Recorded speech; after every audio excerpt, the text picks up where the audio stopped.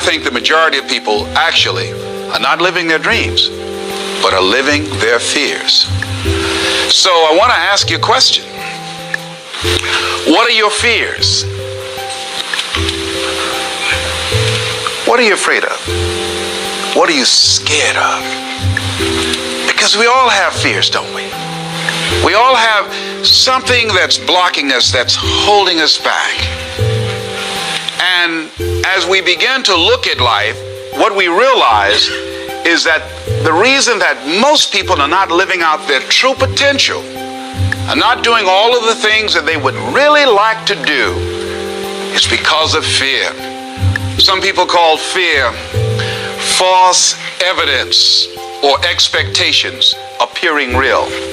I'm reminded of the story of a guy that was living in an area where he had some new neighbors, and these neighbors had a bulldog.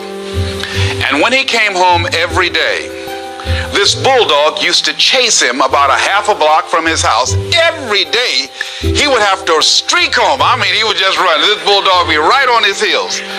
And so he just got tired of that, because he would go home and about a half a block away from home, he would look around for this bulldog and he wouldn't see him, and he would go walking casually along, and this bulldog come out of nowhere, woo, and start chasing him. He'd run home. So this one day, he just got tired. And so when the bulldog was running after him, he started running. He saw a rock and he stopped to pick it up to throw at the bulldog. And when the bulldog got up on him, he started barking. He realized the bulldog didn't have any teeth in his mouth. Then he started chasing the bulldog. If you don't get on away from it, because the most the bulldog could have done is gummy, you know. And so, you know what? Most people go through life running scared. Running scared from things that have no teeth in them, because they're false expectations appearing real. That, see, we're brilliant enough to scare ourselves to death. You realize that? And there are some people actually who get a kick out of scaring themselves to death. I remember the last frightening movie I saw. It was The Exorcist. I will never forget. I was so frightened when I came home. I'll never forget. I drove in the driveway, and I had already called my former wife and said, listen, turn the lights on. I was coming in the driveway, and I was getting out of the car, and all of a sudden I couldn't get out. I started blowing my horn. I said, Madeline, they got me. They got me. She came to the kitchen and said, take your seatbelt loose, fool. I said, oh, okay. I was frightened out of my wits. But there are a lot of people who they get off on that. They love it. I'm a person, my brother is a paratrooper. My twin brother, he's in the military, career man. I would love to jump out of an airplane in a parachute. I'm scared, though.